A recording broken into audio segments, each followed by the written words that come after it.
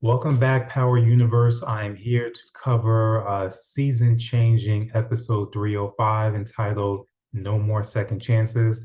That's definitely the tagline for our man Lorenzo. No second chances for him. So we're going to go into all that. Before we start, just to let you know, I'm going to be recapping every single Power episode this season right after the episodes end past midnight. So if you enjoy the content, please like and subscribe. So let's get right into it. Lorenzo is out of here. Monet pulled the trigger. She got her Michael Corleone on.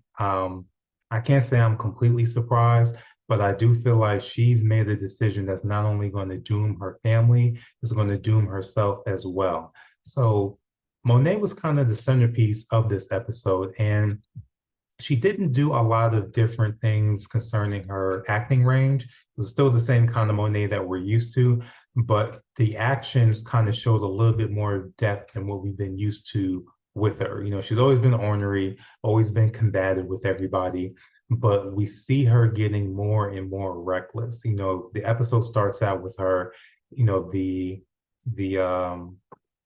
fallout from her killing Detective Whitman. I mean, the woman killed a police officer.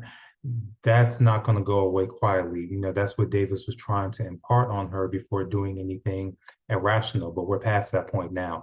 There was a little red herring at the beginning of the episode where it seemed like she might put the issue or the revelation that Lorenzo was at the Zeke crime scene, that she might not pursue it. But that was just only a cover story that she told Davis. And we find out that even as angry as she is about what potentially happened, she's not able to pull the trigger, so to speak. So initially, she does some fishing with Kane. Kane kind of freezes up a little bit, and that lets her know that he's lying. And, you know, Kane lets it slip, you know, because he doesn't want to get caught in the crossfire. He tells Monet that the person that told me that the guap was the one that killed Zeke was Lorenzo. So he puts Lorenzo right in the danger zone with Monet.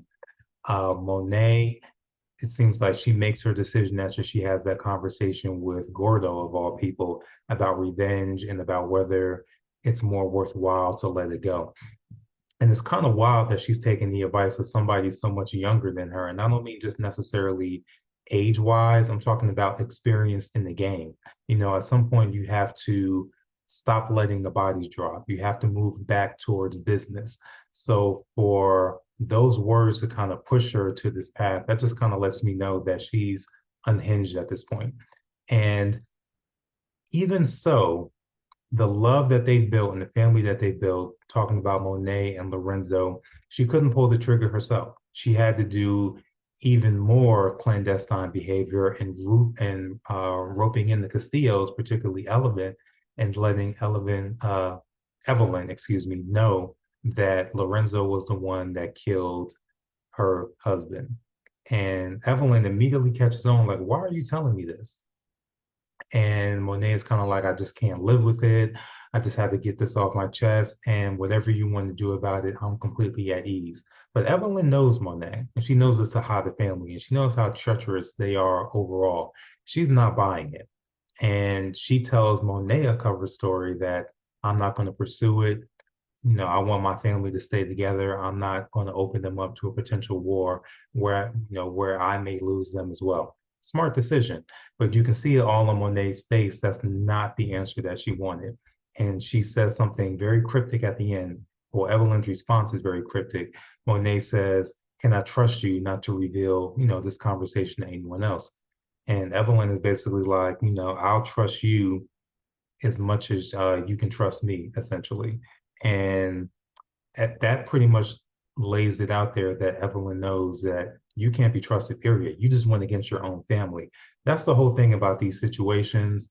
No matter what's going on internally, it's supposed to stay in house with your family. You're not supposed to bring that out to anyone else because when you do that, that leaves you vulnerable. That means that shows weakness.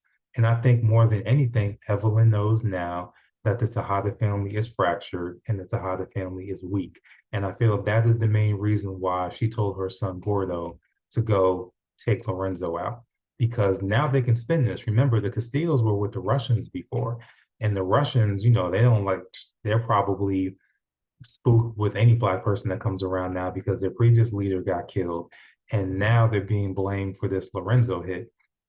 So more than anything, I think that they would be open to the Castillos coming back around and potentially telling them the truth about what happened, or at least implying it, and they can have an alliance to go against the Tejadas together. So I think Evelyn is looking at all those different scenarios and realizing this is the time that we can take the Tejadas out, and particularly not be under their thumb as far as buying product from them. So that's one scenario that I think really was the reason why Evelyn decided to pull the trigger on Lorenzo. So now Lorenzo's out of the picture. With Monet, now what's going to happen with the children? Because here's the big thing. Kane is automatically going to suspect her.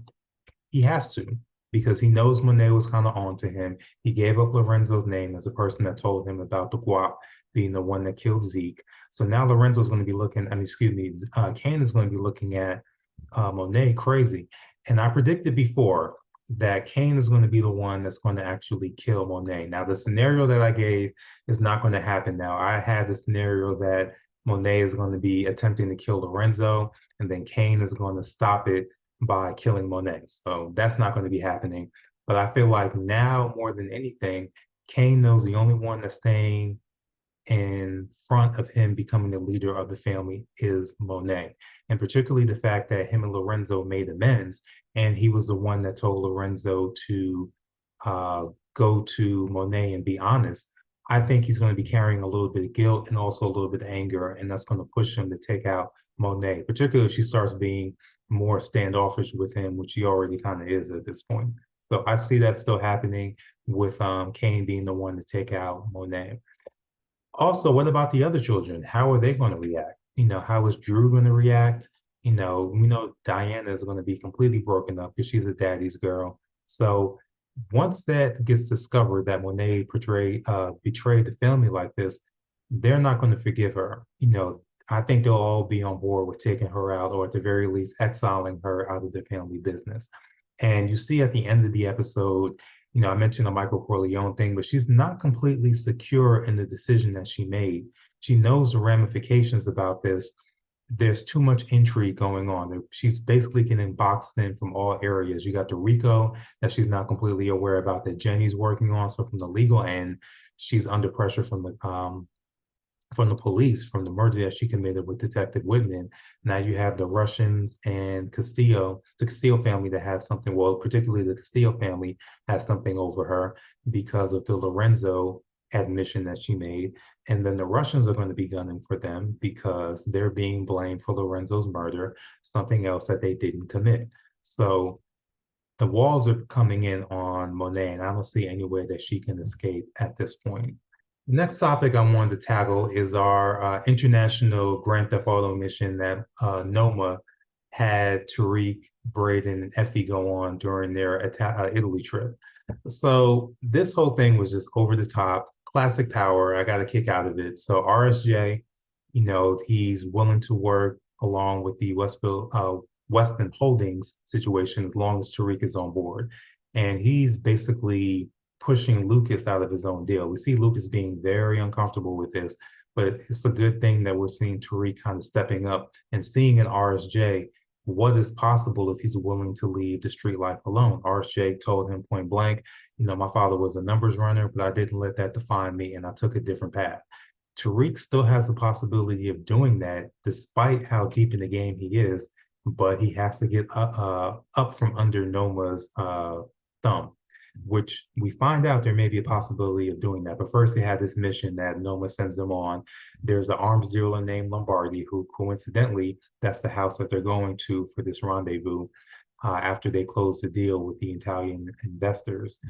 Basically, Noma wants them to retrieve a bug that she planted in his house. Don't know why the bug is there. They just need to retrieve it. Don't even know where the bug is at. And this is in a mansion. Something else that's completely ridiculous. Classic power. Of course, Brayden is the one that screws up. He gets caught. They hold him for ransom. Effie and Tariq, they figure out a way to do a swap. They give Lombardi the bug that they were able to find, but he's still infuriated. He's about to kill them. Noma comes out and wipes out Lombardi and all his people. We still don't get an idea of why she's so fixated on eliminating Lombardi, but we find out later from Effie's snooping around and looking at their paintings that Lombardi and Noma actually had a kid together. So now Tariq has an idea of how to possibly potentially use that kid to get out from under Noma. And I'm assuming, surprise, surprise, that kid is probably located in the United States and probably located in New York City, of all places. So whenever Tariq finds out where that kid is, they can use that to their advantage against Noma and Obi to have them stop pressing them about moving all this product and now moving weapons as well. The thing about that also that stood out to me is that Brayden is continually messing up. He got caught here, and even before the trip, he dropped his phone. And I mentioned before, him messing around with Kiki, she's going to find out some type of way that the illegal activity is going on, and bam, here it is, him dropping his phone conveniently. So she's going to want to get in on the whole business that Tariq, Brayden, and Effie has. But that's going to be a big mess because she's not used to dealing with criminal people. So I think she's going to end up getting herself killed some type of way. And that's probably going to lead to some type of friction between Tariq and Brayden if that does happen. Because, you know, Brayden, his nose is already open for Kiki. Not that I can blame the man, but still, he's open for her. That's going to lead to nothing but problems. So something to keep an eye on with that whole dynamic. The next big thing that we need to talk about is Saxe. Saxe is a man scorned, and a man scorned is willing to do anything, even drive all the way up to a safe house. So Jenny's whole plot has been exposed. Lauren is still alive. Saxe knows it now. He spills the beans to Lauren as Jenny and Saxe are arguing outside on the porch. And he tells Lauren point blank, you know, Tariq is not the one that set up this hit on you. He's done a lot of bad things, but the way he reacted after hearing about your death, he's not your enemy. He's not the one that called it in. So now Lauren is a little bit confused. So in the fallout from all this, she sneaks out of there, gets all the way back down to Stansfield and runs into Tariq. They have this nice little reunion. You know, Tariq is of course shocked. It's almost like how Ghost was looking at Kanan when Kanan popped back up all those seasons ago. So, but Lauren lays it out to him. You know, were you the one that set me up? I need to hear it from you. She lets him know that Brayden and Effie was the one, or were the ones that set her up, got her out of town, and then Effie was the one that knocked her out and put her in that car.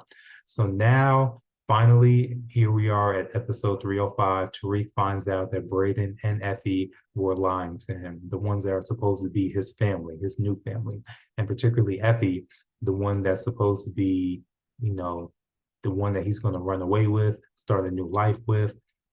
Now he knows he can't trust her whatsoever. So how is he going to react to this? We saw a little bit of that old Ghost when he's sitting there and Effie tells him that she loves him and he's completely deadpan. You know, he's not trying to hear any of it. So we know what they're implying. They're implying, will Tariq kill Effie? I just can't see them doing that at this point. Effie is still a dynamic character, and plus, this is going to lead the way for them to break up, in my opinion, and then Kane to swoop in because Kane has been, you know, snooping around or fishing around with Effie and trying to get her on his team, and she's been pushing them away because she's all focused on Tariq. But now, with Tariq is probably going to break up with her in a very violent manner, not necessarily beating her up, but he's going to dress her down verbally about, you know, lying about Lauren and all that. So after that happens, she's going to need a shoulder to cry on, and Kane is going to be right there. So now we're going to have a possible dynamic of if Tariq kicks out or removes Brayden and Effie from the whole operation, they're just going to move over to Kane's side. So then the power dynamics flip where, you know, Tariq had all the power and control before. He's not going to have that now. So that, and then of course, Brayden and Effie are probably going to feel some type of way about getting, you know, kicked out of something that they helped build and then having to go to Kane. So now that's going to put them all at odds with Tariq and pretty much leave him boxed in. So where's he going to go, or who's he going to turn to at that point? One potential person might be Diana, even though Lorenzo said that she can be out of the game at this point. You know, if Tariq is by himself, he still has to move all that product. So I think he's probably going to go towards Diana and try and link up with her, at least to try and help that power dynamic with Brayden, Kane, and Effie potentially hooking up. But we shall see. But above all else, you know, Saxe is really, I really wish he wasn't so stuck on Jenny. That's like his big weakness. she can hold over him, his perjury testimony and the ghost killing as far as being at the club that night. So he's still kind of stuck with her, but I really feel he's going to torpedo this whole RICO investigation because he knows deep down that Tariq is not really the mastermind. And I think he really wants it to focus on Noma and potentially Davis. I still feel like he kind of has a soft spot for Davis because of his brother Theo. So I'm not really convinced that he's going to still sell out Davis completely. I think at the last moment, he's going to tell Davis everything that's going on. And then they're going to just have Jenny embarrass herself in court. She's already kind of unraveling from Whitman being killed. I feel like that really scared her. So we'll see what happens with that. But I think Saxe and Davis is too much of a fun combination to really break up.